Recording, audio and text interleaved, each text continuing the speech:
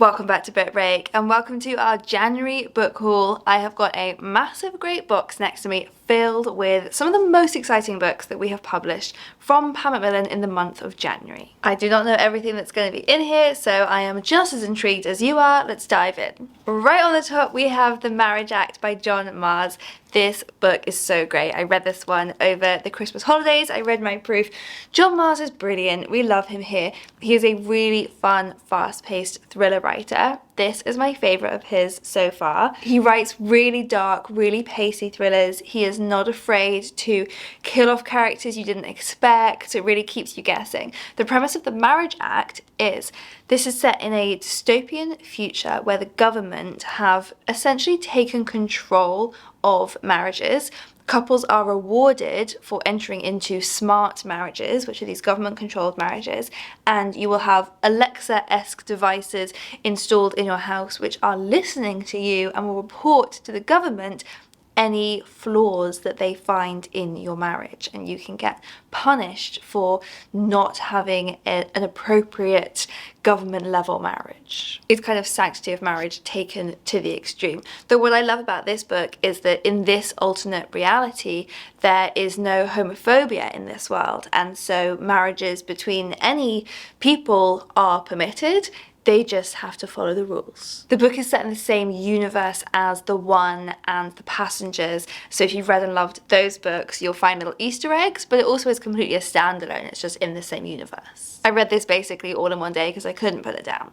Oh, one that I haven't read but I'm very excited about, Begin Again by Emma Lord. This is Emma Lord's fourth novel, and this one is a Taylor Swift reference, so I'm thrilled about that. This one is about a very organised girl, Andy, who has got her life all mapped out. She's going to this really competitive college. She's got her boyfriend. She knows exactly where her life is going. The second she starts, all of her plans are thrown off track, and so she has to begin again with her plans for life and love. This one looks absolutely beautiful. This is A Girlhood by Carolyn Hayes. It's non-fiction and it is a letter to my transgender daughter. So this one I've heard a lot about and I'm really excited to read it.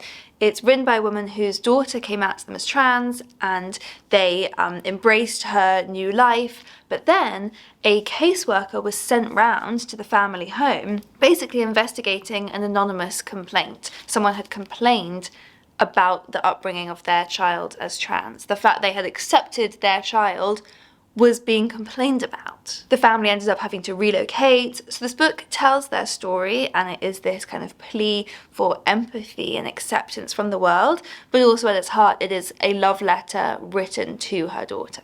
Got some books out now in paperback. So on the non-fiction side, Write It All Down by Kathy Rensenbrink.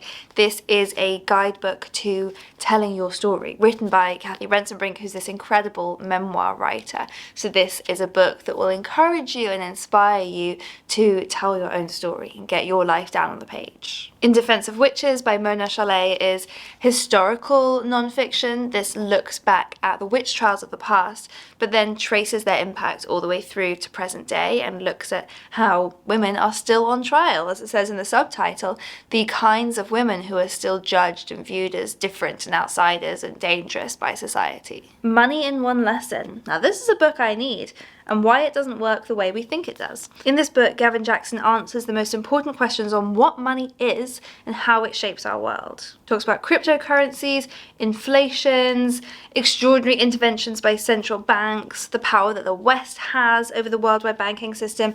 I have so many questions about money all the time, and I find it really hard to actually get my head around, so I feel like I need to read this. Moving to some fiction paperback releases, The Kaiju Preservation Society by John Scalzi is a sci-fi book about a planet of dinosaurs, kind of. The main character is offered a job working for an animal rights organization, which turns out to be, in an alternate dimension, looking after massive dinosaur-like creatures that roam the world. Single Bold Female by Laura Price is about a woman who turns 30 and then is diagnosed with breast cancer. And it's all about kind of redefining your approach to living, throwing out all of the plans that you had for your life and starting again, how to make every day count. I haven't read this one yet, but the reviews have been amazing. It sounds really, really moving, witty, really uplifting. It's described here as life-affirming. Owner of a Lonely Heart by Eva Carter looks like another life-affirming, really moving, lovely book. So this is about 3 strangers and 1 life-changing summer. 3 people brought together by fate and a small scruffy terrier.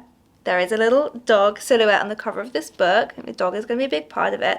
So these 3 strangers are brought together by fate, and we're going to look at how they affect each other's lives. I love that kind of thing. To Paradise by Hanya Yanagihara. I read this one when the hardback first came out, and I actually filmed a whole reading vlog of me reading it, so I will link to that below. This book was amazing and unlike anything I've read before, including being unlike Hanya Yanagihara's last book, A Little Life, which is massive and also incredible, but this book is totally different. This one's divided into 3 parts, so it's set in the 1890s but an alternative history.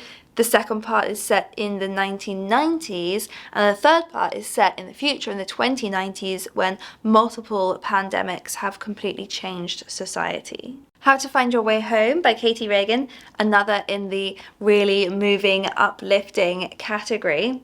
2 siblings, 1 chance to start again. So this is about 2 estranged siblings who are reunited and set off on a road trip together, looking back on memories of a thing that happened 20 years earlier that changed everything and ultimately tore them apart. This one also is described as life-affirming. I found another non-fiction in the box, What I Know for Sure by Oprah Winfrey. I know for sure your journey begins with a choice to get up, step out, and live fully. So this is firstly a very beautiful book, and what's inside it looks even more beautiful. This is Oprah Winfrey telling us all of the things that she knows for sure about life and how we can live it better.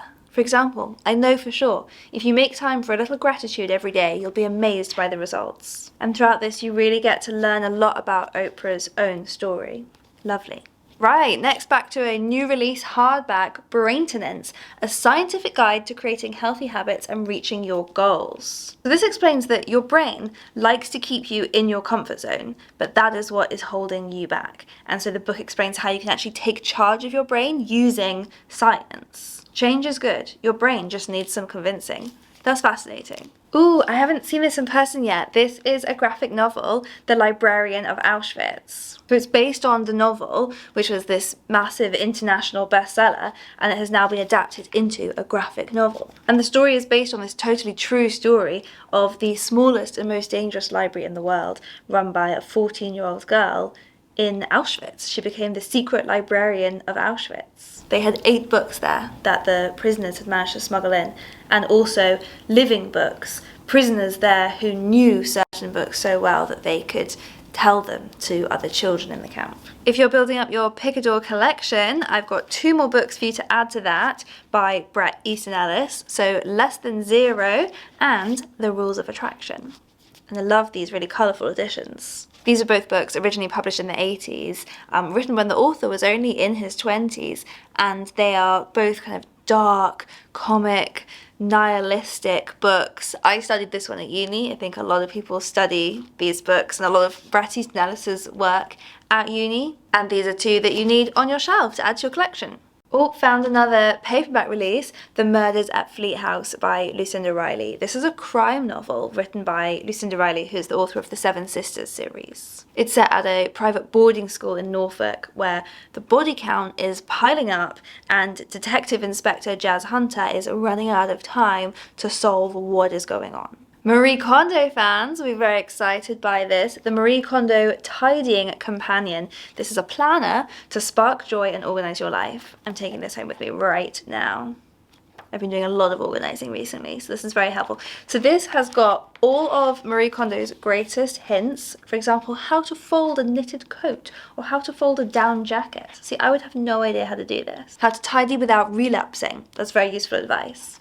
So it's got all this guidance, but it's also got space for you to write in the book yourself. So for example, here it's kind of about reflecting on what you got rid of and what you don't need to keep. Things that you've got rid of that you no longer need in your life, but that you maybe found hard to let go, you can kind of write them down here and keep track of what they were and express your gratitude for them. I have not yet become as tidy as Marie Kondo, but I am a huge fan of her methods, so I'm definitely going to work my way through this. My house is going to be incredible, just you wait. And then finally finishing up with some children's books from the bottom of this box, we have The Broken Mirror by Melissa de la Cruz. This is a Never After tale. The Never After crew is back. So these books bring in a lot of different fairy tales and different characters. A lot of this is going to be based on Snow White, but we also have an evil Robin Hood in here. We're going to see Gretel. We're going to meet a chatty magic mirror and the League of the Seven, a group of fearless warriors. So characters that you'll recognise from fairy tales, but totally different. Oh Dear, this is the 40-year anniversary of Oh Dear by Rod Campbell, a Lift the Flap book. So, what are we looking for? Buster is off to fetch the eggs, and I don't want to open these, I don't want to ruin the book, but you can open up the barn doors and look in there.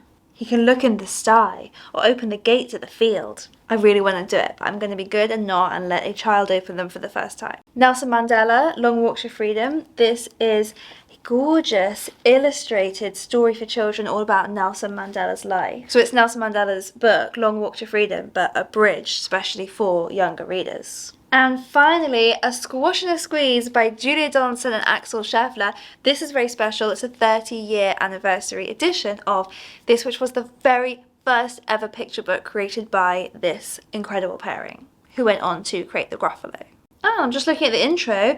Julia Donaldson explains that while this is officially the 30-year anniversary of this book, the story is actually nearer 50 years old because it started its life as a song on BBC Children's Television. So in this special new edition, you also get some of the early drawings from the illustrator and you get to read all about the creation of the story.